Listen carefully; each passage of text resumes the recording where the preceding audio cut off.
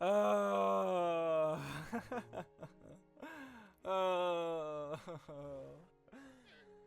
Okay. Something very horrible happened. This is the trilogy. This is the third part. I know what you're saying. How could there be a third part to this? You are really dragging it through the mud. How could you? You were meant to fight the dark side, not join them. No, but this is a doozy. This is a doozy. Oh. I could have lived my life without knowing. I've said I mentioned the experience machine before. I would rather live not knowing the truth. I could have done without knowing this truth. And I know you're on the other edge of your seat. What truth? But just in case you haven't been following along, this is what has happened. So, here's the abridged version. I went out with people I had not met before. One of them was a girl, and I was interested. They were very pretty. I don't know why I'm speaking like this. We had a great conversation. I felt good, and I thought she felt good as well. But alas, it was not. However, I then request followed, and once I got the accept and follow back, I sent a message saying, oh, it was nice meeting you, would like to catch up sometime soon. End of story. Oh, no, sorry. And then they said, not really interested in that way, but they didn't say it like that. They said, kind of busy with life right now, I can't do that, but it was nice meeting you. So, that's what I thought was end of story. That's what I thought last night, and I slept bed, a little sad, but that was it.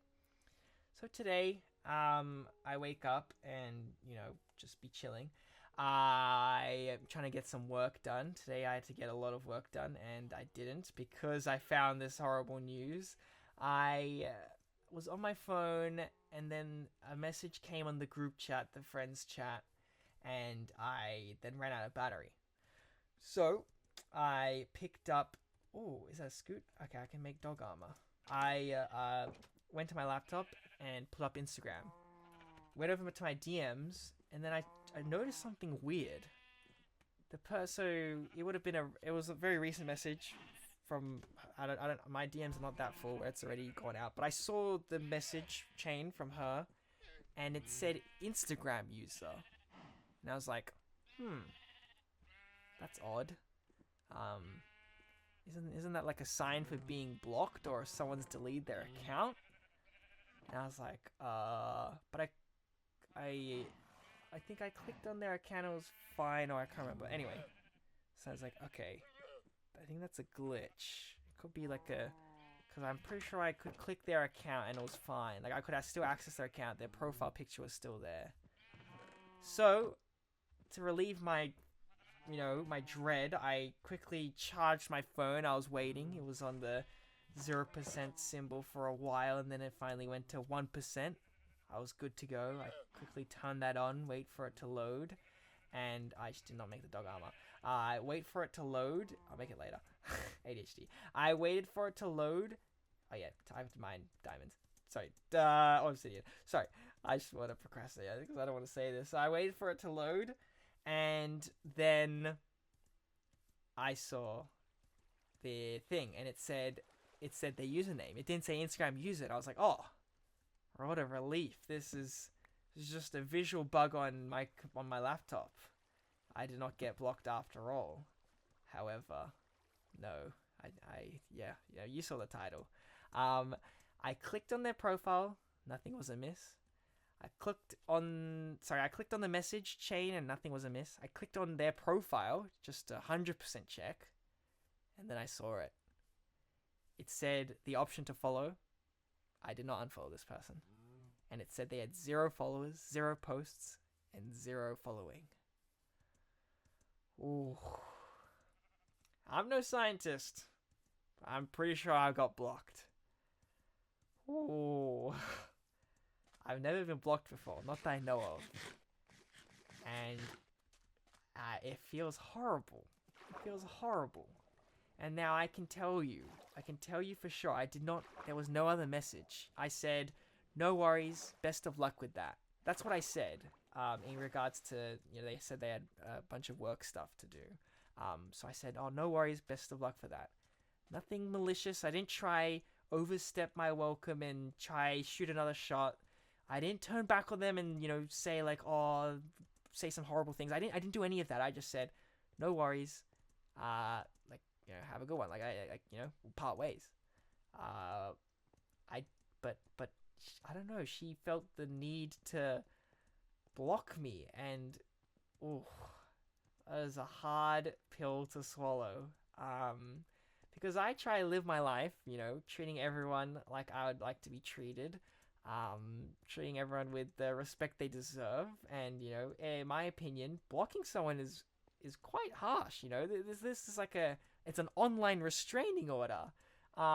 This person is someone you want actively out of your life, and to think that this person, you know, the thought had come across that like they needed to like prevent me from having access to them, like, not that I wanted to, you know, not that I was going to, but like it hurts. It 100% hurts. And then it also makes me think like, oh my gosh, like, did I make them feel uncomfortable in any way, or like, do they feel like unsafe with me? Like, all these like bad thoughts like flood into my head, and it's just, oh, I did not get any work done today because I just couldn't stop thinking about it. Like, I didn't know what they were feeling. Like, did they like feel like really like threatened or something? I felt so bad. So yeah, that, like, it's the thing. It's the worst she could say is no. Oh no, the worst thing she could do is, you know, not the worst thing, but like, you know, what ends up actually happening is that she kindly rejects you and then blocks you. Blocks. Holy. Yeah, this is my first experience getting blocked. I was gonna talk about this show, like I did my first episode where I talked about Birdman, but I guess I'll do it now. The Black Mirror episode, White Christmas. I watched that recently, and it, holy, like, I highly recommend. A lot of the Black Mirror episodes, like, they are, you know, if you've heard of Black Mirror, you understand it's like dystopian, maybe technology related, but it's like it's a dark show, right? Or at least makes you think. So I know it's not for everyone. However, this White Christmas episode, it was really, really well done, well written. I really liked the premise. And it was, I would say it. I would just say it was multi-layered. A lot of the episodes, one premise, and it's a what if situation. You know, how do we run with this? This one was layered, and one of the, I guess, new additions to society the show introduced was the concept of blocking people. And oh wow, you know, we can block people. No.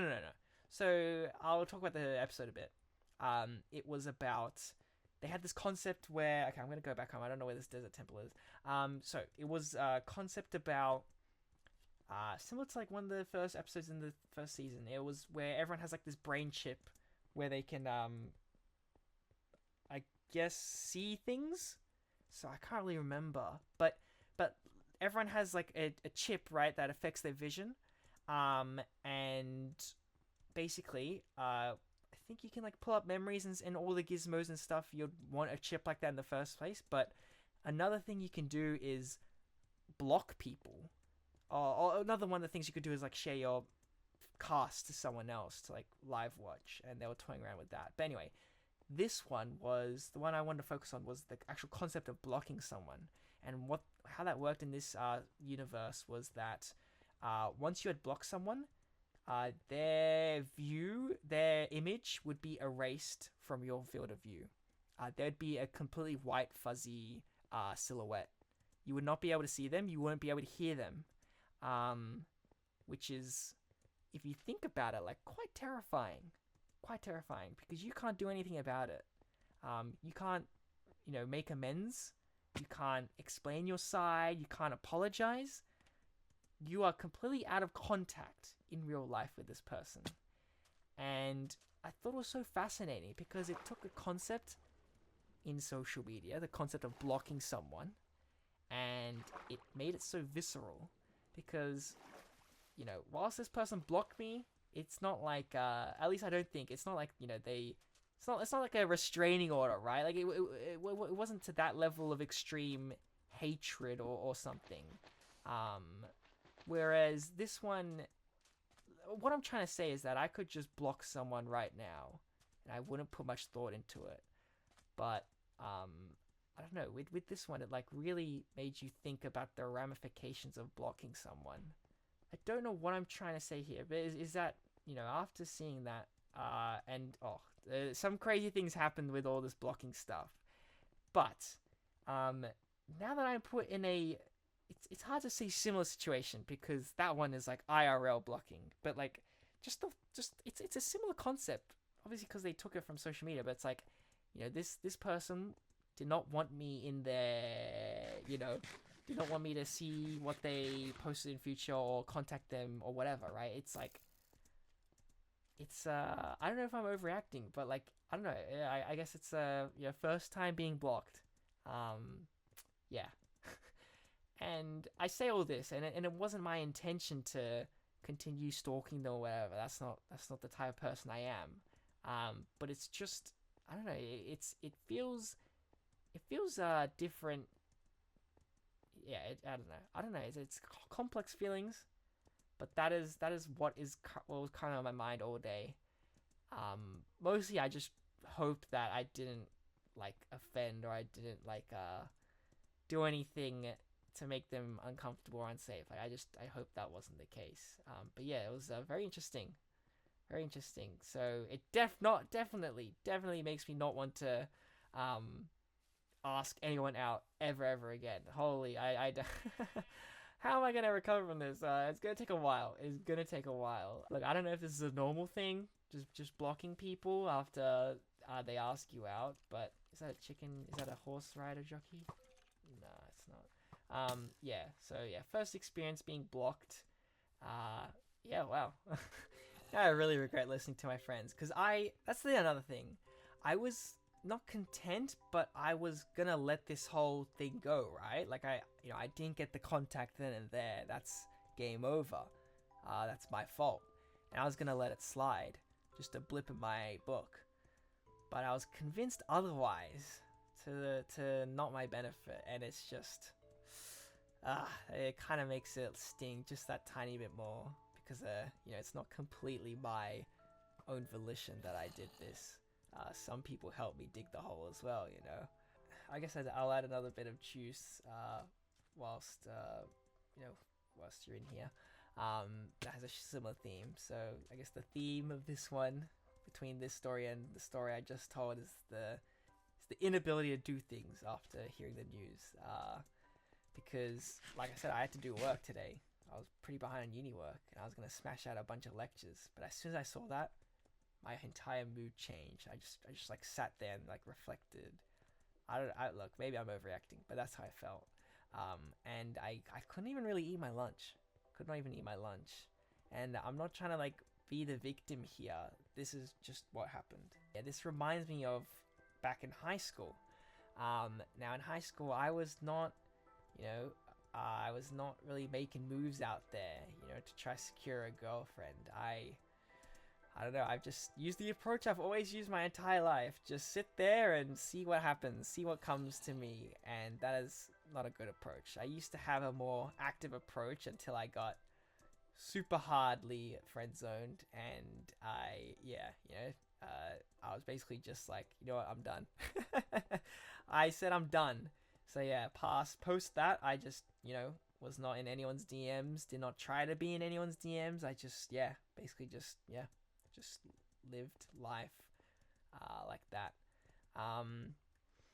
So it was around the tail end of my time at high school, and I developed another crush, another liking to someone post this 4-year-long friendzone arc. After like a term. Sorry, this is not a term long thing. This is like throughout the year long thing. I got to know this person, and I felt by the time that I asked this person out, I felt very confident in success. I felt very confident that it was reciprocal. It's so cringe to say now. It's so cringe. I won't say. I won't say. All I'll say is, we were touching knees. Yeah, very cringe to say now. But look, I'd very much reason to believe. Would I consider them green ticks right now? No. But at the time, I thought they were. Anyway, so it took me a lot of thinking, a lot of like overthinking, but I eventually had the courage to ask them out, and I was when the school term ended, my third term, and the year ended, and I was like, this is my shot. You know, we're about to go on like a long summer break. I gotta ask now. All this year has been building up to this, to my own fault, as you'll see. Cause I messaged it was like 10 p.m. or something. I was like, oh hey, because my friends were saying, oh, you should do it. You should try call. You know, you don't ask out someone over text. You gotta call. You gotta make this. And plus you know this person a bit well. I said, oh, I got something I want to say. You mind doing over call? And then I didn't. Right, sorry. I called them initially, and then I didn't pick up, so then left a message. And then the morning after, I was like, damn, now it's on their terms, because before I psyched myself up, I was calling them, right? So I prepared everything I want, like I just got my ducks in a row, but now I'm on the back foot. They're in control. Some part of me says I'm just very lost. Jungle biome. Then I got the call, and then it went horribly. Holy crap! I've never lost my voice. My voice shrunk. It collapsed in on itself, and I just rushed out all my words. It was, looking back at it, it's like one of the lowest moments of my life. But now I know where I went wrong, because I got a rejection, a very plain no. Do not feel the same way, but it was done in a nice way. But at the time, I thought it was not my. I thought it was anyway. So, upon reflection, I know now it's because either they just weren't into me, plain and simple, or B, it felt like a confession. Like my entire thing felt like a confession, and it shouldn't be. It should just be like, hey, like we've known each other. Like I've developed these feelings. Like would you like to pursue them, or like would you like to like whatever, right? It's just that this is how I'm feeling, and I'm just asking. But no, I made the mistake of turning it into a confession, which it shouldn't be, not at all. So yeah, that was I would say that's a learning experience, because I've now learned not to get into the position where you're in a friend zone. I think if you're interested in someone, you should not nip it at the bud, but like get it done quickly, because you can't settle in this cranny of being a friend, because I don't think it works out well very much. Secondly, there is no secondly, just don't do that. That's what I learned. And yeah, I guess secondly, don't make it a confession, don't make it a big deal, don't make it bigger than it is, because to you this is such a big deal. You never really asked anyone out before. It takes a lot of courage to do this. But yeah, no, do not make it a big deal. Lesson learned. Oh, right. The aftermath. Oh, I think I stood, because I was sitting on the ground, leaning on my table leg. And then after the call ended, because I confessed and whatever, and there was a bit of silence, and it was like I don't really feel the same way. I'd prefer if we just stay as friends. And then she was nice about it. She like changed the topic to something else, and we talked about that, and then end of the call, see you next term, whatever. And then I just sat there like shell-shocked, just thinking, like, what have I done? Walter White, I was. That's probably the thumbnail. Yeah, that was, I think I stood there for like 40 minutes. I sat there for 40 minutes, just staring off outside my window. Not a word. Another time, I will dedicate an entire video to the escapades with this person and why I felt so confident. But that's a story for another time. I realized I can't include these juicy stories, in the middle of these videos, at the end of these videos. I have a limited amount of stories, and I can't be adding them as little Easter eggs at the ends of videos. No, I gotta start the video strong. That's another thing I learned from watching. Oh, okay, maybe a little slow. That's another thing I learned from watching a couple creators that do like Minecraft commentary videos. You gotta start off with the hook, because I already don't want to clickbait in my thumbnails. I don't want to have big red arrows and this and that. So I gotta have the hook being boom. Story for another time. That is a story for another time, and it has nothing to do with touching these. No, it has if you remember in due time, it will be about the call. If I had my old way of titling videos, it would be called the call. But I'll figure out some crafty way to title that. But yeah, it will be about a call, and you'll know. So I had to cut because it just was loading like this forever. It got so nauseating. But we are in the nether.